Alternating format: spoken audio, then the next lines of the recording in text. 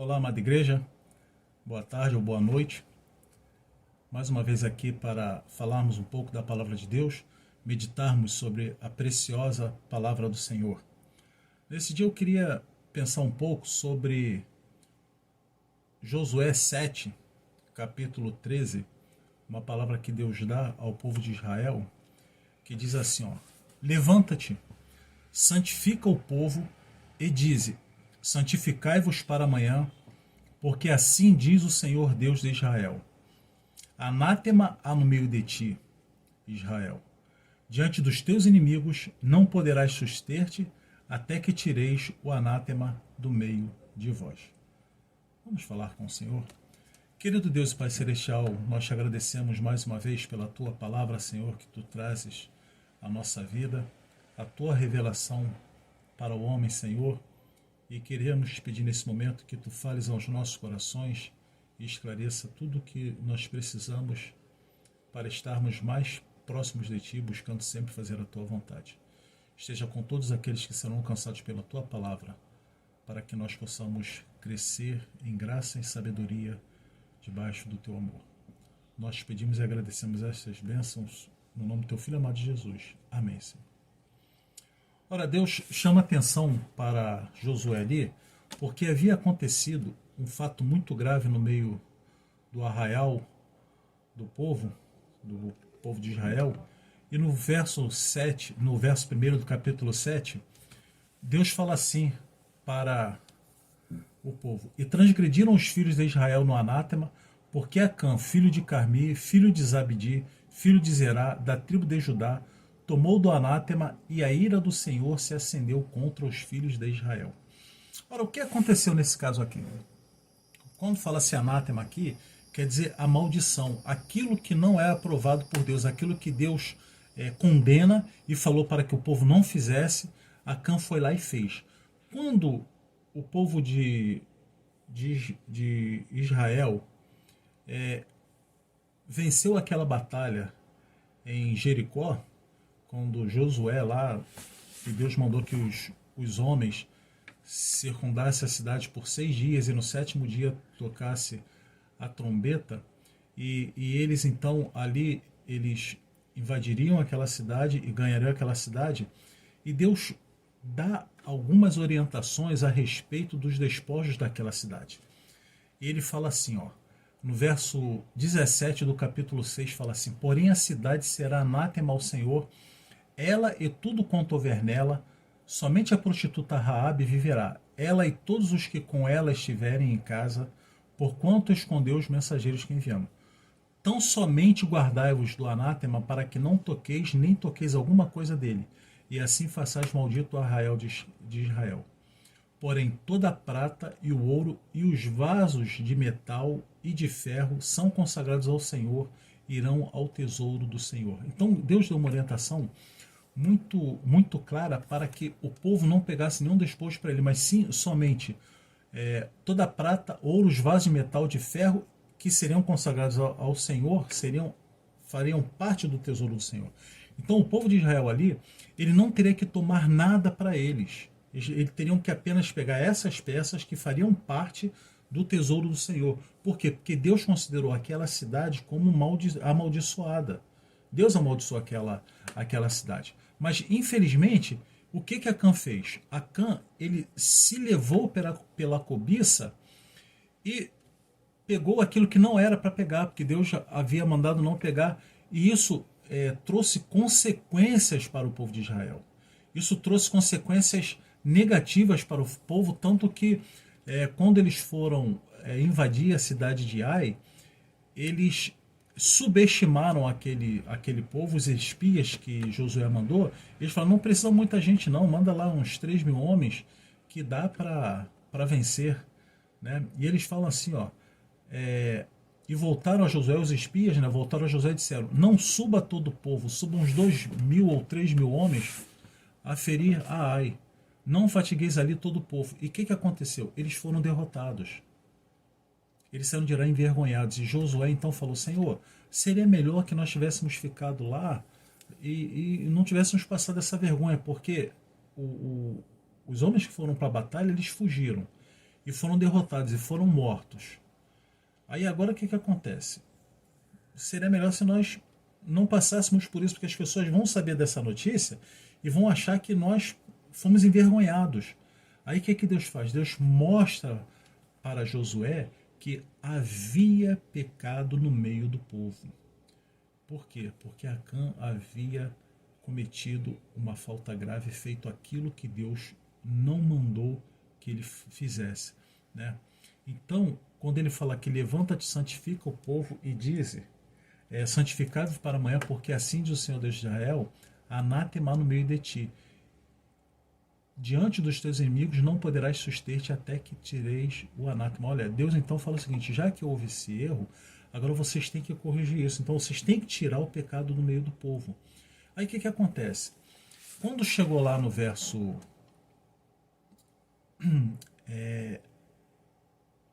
18, verso 18, capítulo 7, Josué chega até Acã, né? E fala assim, ó, verso 18. E fazendo chegar a sua casa, homem por homem, foi tomado Acã, filho de Carmi, filho de Zabdi, filho de Zerá, da tribo de Judá. Então disse Josué a Acã, filho meu, peço-te glória ao Senhor, Deus de Israel, e faze confissão perante ele, e declara-me agora o que fizeste, não me ocultes. E respondeu Acã a Josué, e disse, verdadeiramente pequei contra o Senhor, Deus de Israel, e fiz assim e assim. Quando vi dentre os despojos uma boa capa babilônica e 200 ciclos de prata e uma cunha de ouro do peso de 50 ciclos, cobicei-os e tomei-os, e eis que estão escondidos na terra no meio da minha tenda, e a prata por baixo dela. Então Josué enviou mensageiros que foram correndo à tenda, e eis que tudo estava escondido na sua tenda e a prata por baixo. Então o que aconteceu? Acã, depois disso, Deus mandou que Acã e sua família, todos os animais que ele tinha, todos os animais domésticos que ele tinha, tudo que ele possuía, fosse levado para um vale, e ali ele foi apedrejado junto com sua família, porque aquilo se tornou uma maldição no meio do povo. Aquele pecado afetou o povo. Então ali Deus estava corrigindo um erro, e lá no meio do povo de Israel, aquela sociedade, existia a lei e poderia ser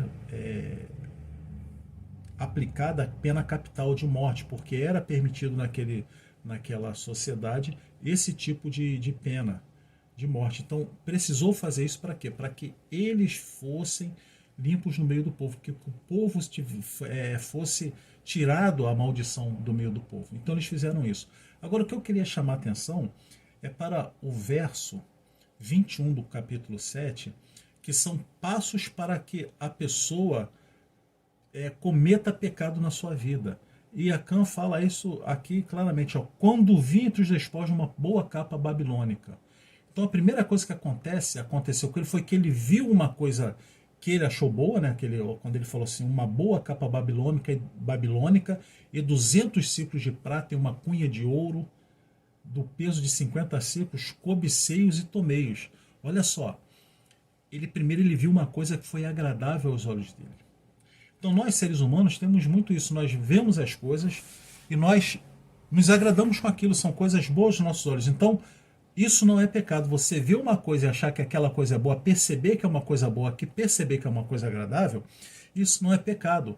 Se Acã parasse ali e falar, opa, peraí, é bonito, mas eu não posso tocar porque tem orientação de Deus para que nós não toquemos nessas coisas. Se Acã chegasse ali e parasse quando viu, ele não teria cometido pecado. Mas aí o que acontece? O segundo passo que ele dá, ele fala aqui, ó, e cobicei-os. O que é cobiçar? Cobiçar já é um passo além do que ver. A pessoa vê e acha agradável, vê e acha bonito. Aí ela vai para a segunda olhada. Quando ela dá a segunda olhada, ela começa a cobiçar, ela começa a querer possuir aquilo que ela achou agradável.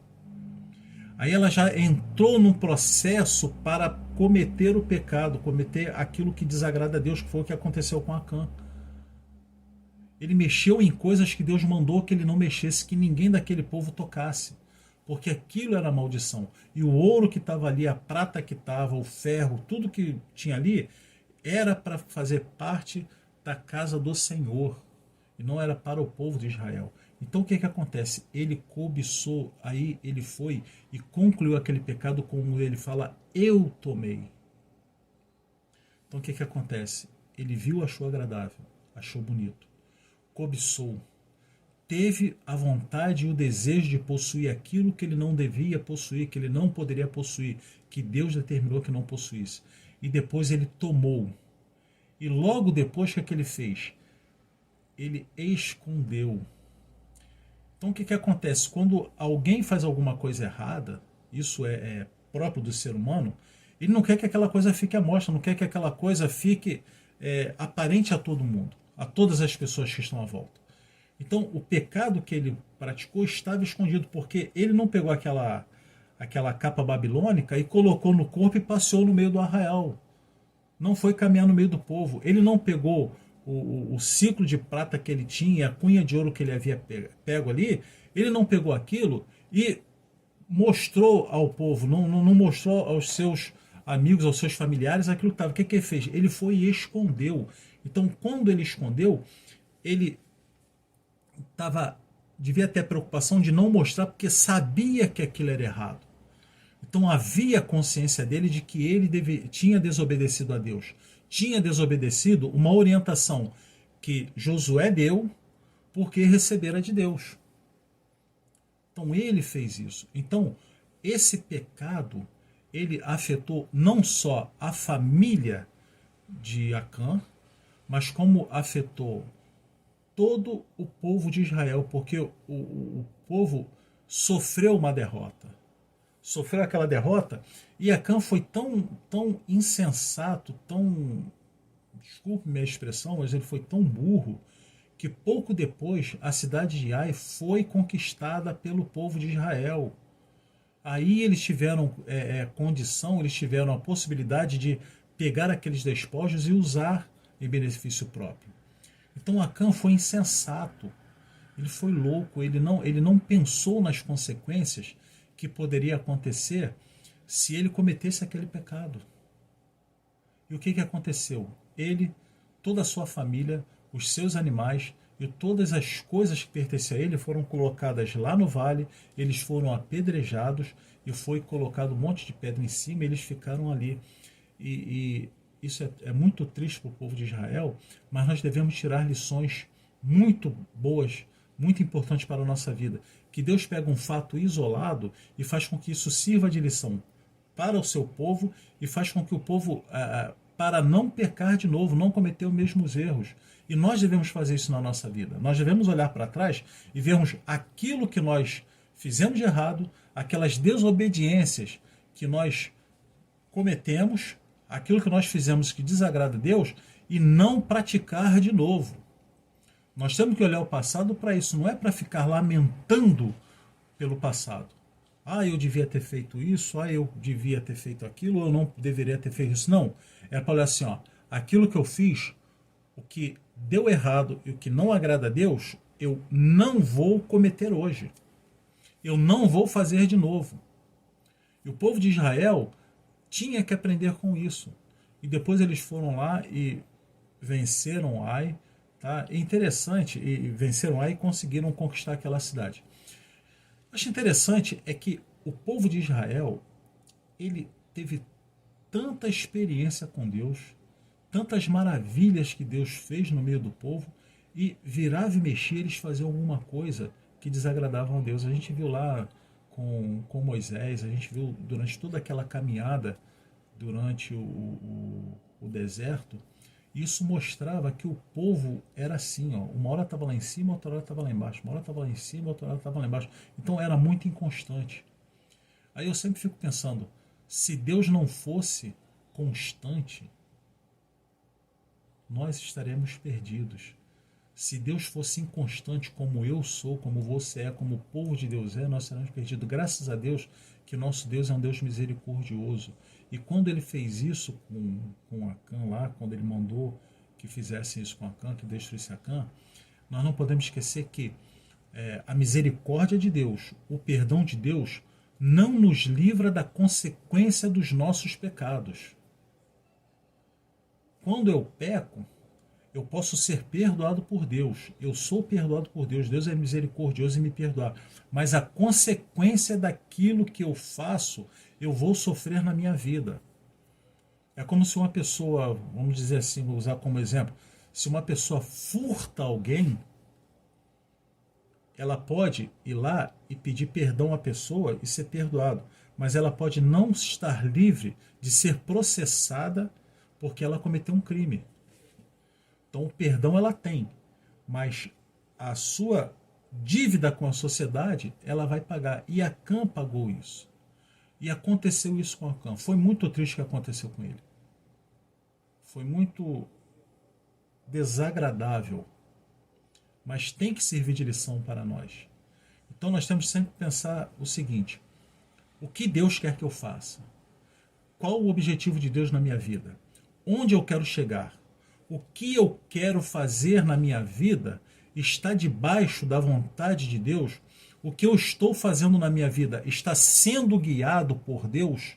Eu estou dando ouvido ao Senhor naquilo que Ele quer fazer na minha vida? Ou eu estou caminhando por atalhos?